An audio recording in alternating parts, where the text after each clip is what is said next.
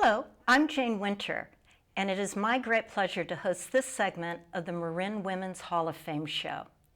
Since 1987, the Hall of Fame has inducted over 125 Marin women of distinction, women who have made immense contributions to the county and its residents, as well as to the world beyond. Honorees have distinguished themselves in many fields: education, science, business, philanthropy, the arts, politics, law, philosophy, and religion. Our honorees have been astronauts, filmmakers, world travelers, senators, innovators in science, business entrepreneurs, religious leaders, doctors, musicians, architects, and teachers. Whatever the particular field of endeavor, each honoree has been a force for positive change in our community, and it is a great privilege to acknowledge and document their contributions. Today, it is my pleasure to introduce Barbara Lee, who was honored in the class of 2011 for her work with Image for Success. Thank you, Barbara, for being here, and welcome. My pleasure. So, Barbara, my first question is, where did life start for you, and what were some of your early influences? My grandmother, it started in Los Angeles, and I'm one of the few people that still say Los Angeles because I'm a native. She pretty much raised me, and we didn't have a whole lot, but she had 3 jobs, and we took food to other people. So it's an imprint, I guess, that stayed with me all my life. Great. And so going a little bit further ahead in your life, you were a stewardess. I was. They called them stewardesses They did in the beginning. Days, yes. So you worked for United Airlines. And that was really during the glamour years of flying. Absolute glamour years, yes. So what was that experience like for you? I had been a stenographer in a steno pool, and to be a stewardess was like a leap into heaven and glamour and all those things. It's very different than it is nowadays. People would stop and want to talk to us because we were stewardesses.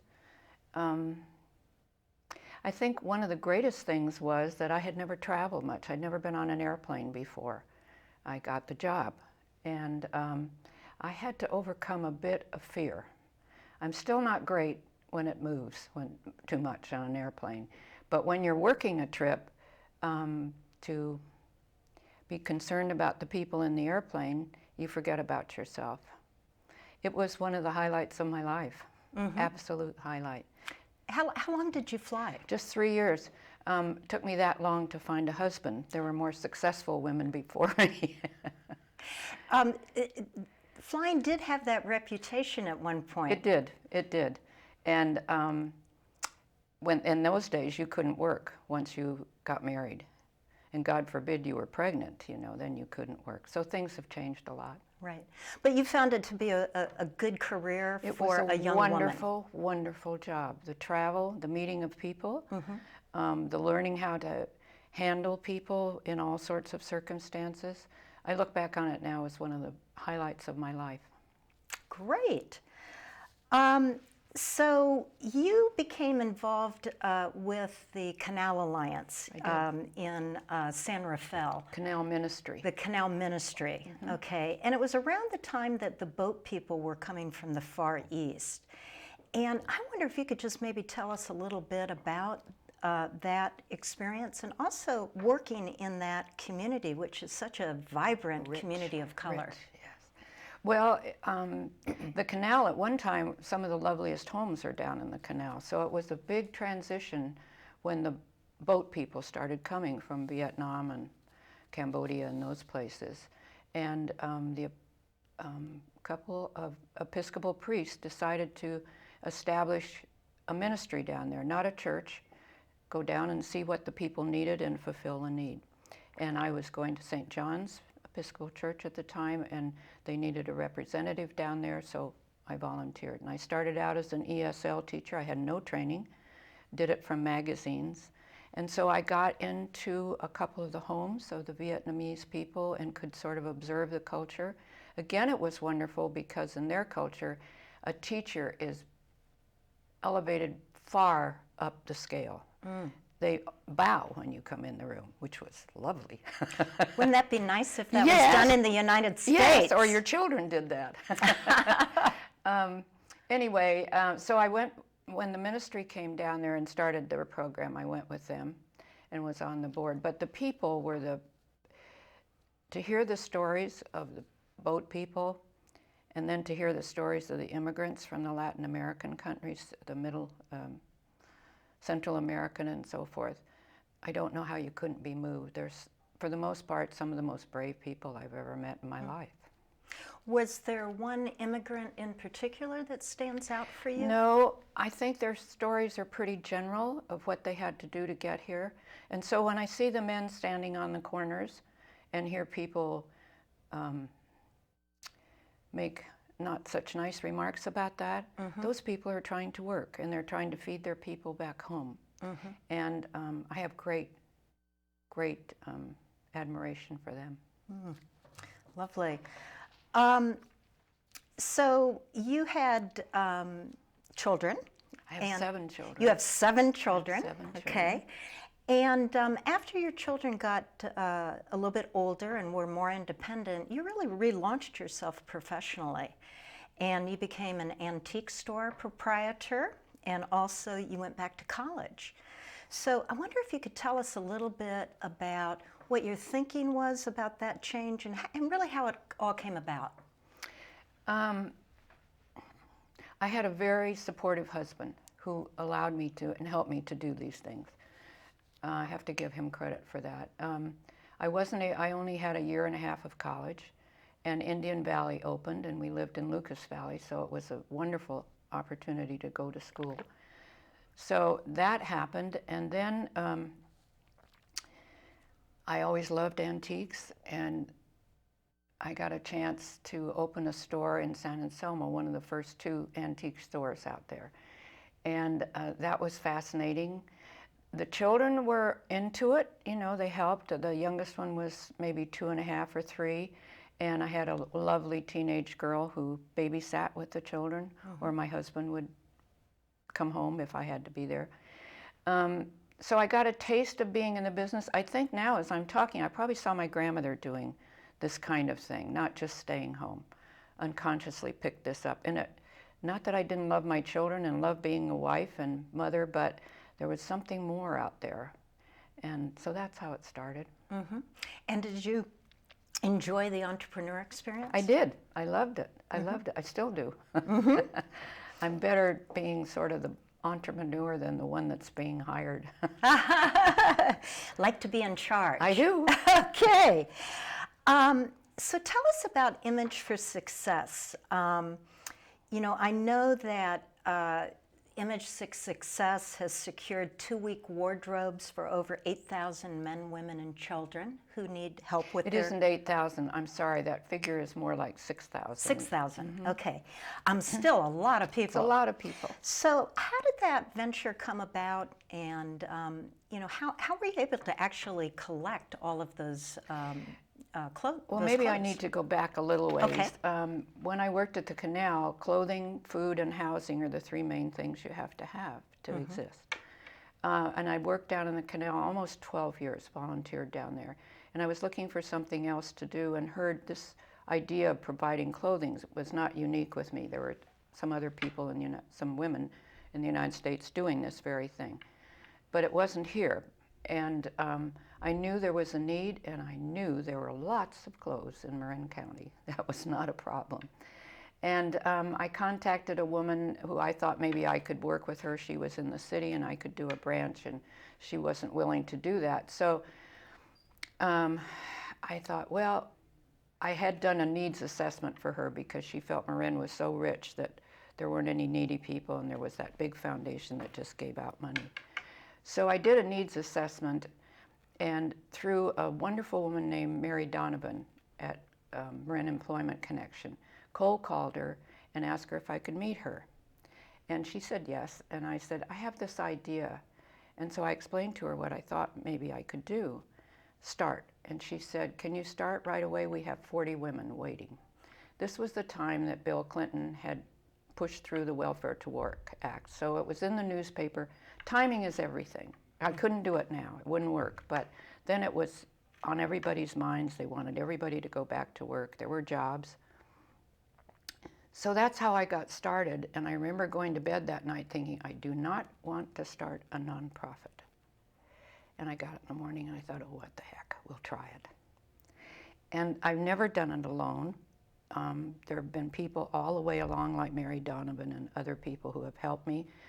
And it just was the right idea at the right time. And it took a while to catch on. I had to gain the confidence of those social service agencies referring to me that I was really going to do what I said I'd like to do, and that I would treat their clients with dignity. So what are some of the the social service agencies, the nonprofits that have really been important referral sources for Image for Success? Marin Employment Connection, Marin, what we used to call Marin Abused Women referred. There are 46 agencies here in Marin County that refer to. We're certainly collaborative. Well, I will have to tell you that, of course, I'm with the YWCA, and we routinely refer clients to Image for Success. And it's such a really grand community service that I really thank you for that on behalf of the YWCA and really all of the nonprofits and our clients that you serve. It's been, other than my children and flying, it's been one of the most important things in my life. And you're still involved? I am. I'm on the board still, emeritus on the board, involved. My son's on the board now, which is a little nepotism, but it's nice. And it's going so beautifully. They've expanded. We have a store now, a thrift store. I hate to call it a thrift store. It's really gorgeous. And it's very successful. And we dress children and men, and we're the only agency like this in the United States that does that. The only agency in the United States in the sense of doing whole men, family. women, the whole family. Okay, I think that's really fantastic and important. And I think we'd be a little remiss if we didn't tell where the store is located. It's 1557 4th Street in San Rafael. In San Rafael, okay. And let's see, you were inducted into the Women's Hall of Fame in 2011. And I was curious, how did you feel when you received the call that you were being inducted? I thought it was a hoax. I really did. I thought the woman that was calling me was just putting me on. Uh-huh. And I said, how much does it cost to get in? And she gulped. And yeah, I didn't really ever. I hope she said nothing. She did say nothing, yes. Okay. So what does the Hall of Fame mean to you, and why do you think it's important for Marin County to have a Women's Hall of Fame? Well, let me say why I think it's important for Marin County first. Okay. I've lived here over 55 years, and I've met some incredible women here. And when I first lived here, early years, it's what the husbands did that was important. Very few, there were few women doctors, about 3. There were some women that were, prominent, Ann Kent and that kind of thing. But on the whole, it was a men's place. But there were all these women behind the scenes doing all these incredible things that there was very little recognition for. So this was way overdue, the Hall of Fame. I think it's one of the greatest things there is, because without these women, Marin wouldn't be what it is. That's right. And I think when you look back on the history of the Hall of Fame and you talk to the founders, they very much talk about how women were not being written into history, that there was a complete lack of written documentation on the many contributions that women have made to the county. And yet, it's hard to imagine the county without these We wouldn't have contributions. open space without. That's right. We wouldn't have an open space. We wouldn't have a Frank Lloyd Wright designed civic center. I mean, you can just go on and on and on about what wouldn't be here. Fabulous schools. So I agree with you that I think it's very important, particularly for younger women and girls who are growing up, to have these really strong and important role models, and also in many cases mentors from the Hall of Fame. And it really just, I think, opens up the possibilities for girls who are younger as to what life can be like, and that there really don't need to be limitations, and that everything is possible. I agree. So. If you had a moment or an experience in your life that you would like to relive, what would that be and why? Well, I'm much more willing to take chances now for the last 30 years. I wasn't very courageous growing up. I was kind of fearful of lots of things. And when I started to fly, you could go to Europe on a pass. And I didn't go. And it was, I flew from 1950 to 1953, so it would have been post-war. It would have been a Europe recovering from the war. And now I've been to Europe many times. And I regret that I didn't go see Europe then, and I didn't travel more on those wonderful passes and go free everywhere. It's a little more expensive today to fly to Europe, isn't it? Just a little bit. And the hotels and everything. That's right. Now, did your children growing up have experience in traveling outside the United States? Almost all of them have been outside the United States. All but one are real travelers. I don't know why she doesn't like to, but they're all curious. All my children are curious, which I'm delighted about. They're nice people. They're active in the community. That's great. I hear that a lot from honorees, and I think a lot of it has to do with the role modeling that our honorees create for their children, that they do often give very much back to the community because they've seen their mother doing that. So I think that's terrific. If you were talking to a young woman, just really getting her feet on the ground as an early adult, what kind of advice would you give to that woman? Be adventuresome. But always be able to pay your own way. By that I mean find jobs. Don't expect other people to take care of you. because that ingrains in you that you're responsible for yourself. There are people who will help you, but don't go out in the world expecting that. Maybe that was the way I was raised. I don't know. It's a different kind of world now, but I think that's terribly important. So you really promote financial independence Well, as well as other types of independence. Yes. I think the women nowadays are independent. Young women. I mean, I think you'd have a hard time putting down a young woman nowadays. But in some cultures, of course, they still are. It's just, and don't expect marriage to solve all your problems, which we used to think that was, it wasn't solve our problems, it was what we were expected to do, and our life would be perfect afterwards. I'm not sure the women nowadays have that feeling. It's hard for me to talk about young women now and give them advice because they're doing things I wouldn't have dreamt of doing. What is something that a woman is doing today that you would love to have done as a younger woman?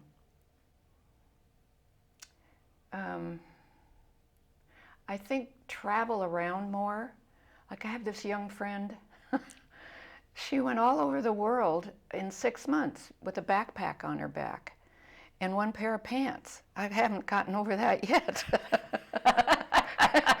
And I thought, holy smoke, I would never have thought of that. But there are lots of young women doing that kind of thing.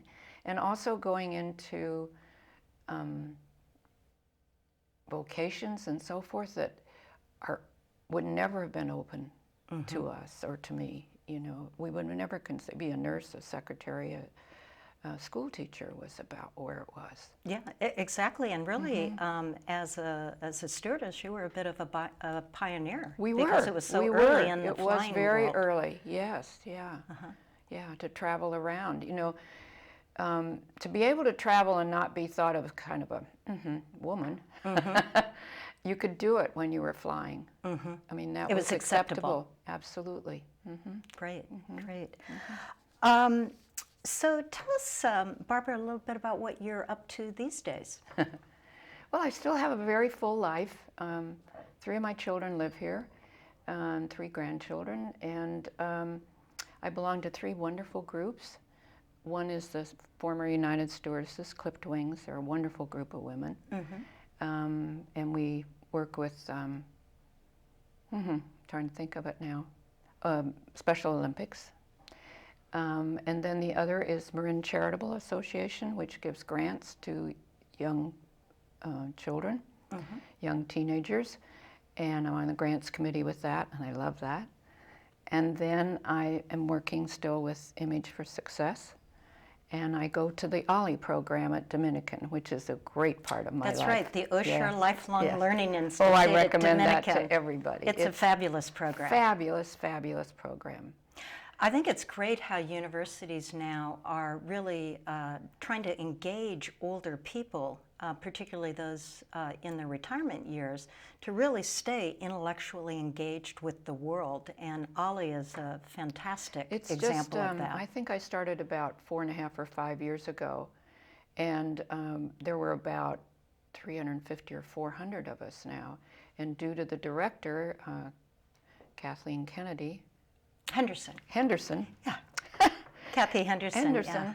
And her staff, we're now at 1,000. That's right. So it's just grown exponentially, you know, expansion. What's the word? Exponentially. Yes, thank you. That's right. And there are fascinating people there. Fascinating people. I think something that's really interesting about OLLI too is, you know, of course, the funding for that comes from the Bernard Osher Foundation, and one of the things that he and his wife did, I think, in setting up OLLI programs, which I believe there are over 150 around the country, is that they give seed money. And then when you get to be a certain level of membership, they give you more seed That's what's happened with us. money. So it is a way that the program can really become sustainable, and I know that it's quite popular in Marin County. It and is. I'm just waiting for them to have more Saturday classes. Well, I'll because tell them that. well, I've told Kathy that many times. So I would appreciate you putting in put your another word. in your Yeah. 2 cents. And you mentioned the former United flight attendants. It was called the Clippers? Clipped wings. Clipped wings, okay. And that through that you've been involved with the Special Olympics. And I wonder if you could maybe just tell us a little bit about the Special Olympics. The Special Olympics here in Marin, in the summer they do their programs of athletics. And so we volunteer there and do whatever they ask us to do. We have for a number of years. And then we really help put on their Christmas program or party in December. We gather things for what we call goodie bags, and we get T-shirts, and we provide the cookies, and they are brought. They're most of them independent living or living in group homes, and so they're brought to the party. There's a DJ there, and then they come through, and we gave out 150 this December. So we collect all year for that, and then we also volunteer for Casa Allegra, and with their bocce game day. So we're active. They're a group of wonderful women. They're still stewardesses, and they're out there to serve. That's right. And what do you think Special Olympics means to the kids? To the kids? I don't know. I've never. I'm grateful in many ways. I haven't had a child who needed Special Olympics. I watch those children and the parents, and I think, oh boy, are you something else? It's an outlet for them, and they're great athletes. Some of them, they're really good athletes. Well, it is interesting that we've had Special Olympics now for quite some time, but we now have the Paralympics, which I think has really been driven by a lot of the military men and women who have come out with physical disabilities, but still, want to lead this very active and physical life. And it's truly amazing what they go through. So, but Barbara, thank you so much for sharing your life with us. I really appreciate it. Thank you. And thank you, viewers, for tuning in. The Marin Women's Hall of Fame is a project of the YWCA of San Francisco and Marin. If you would like to learn more about our program and our honorees, please visit www.ywca-marin.org. And thank you, Barbara. My pleasure. Thank you, Jane.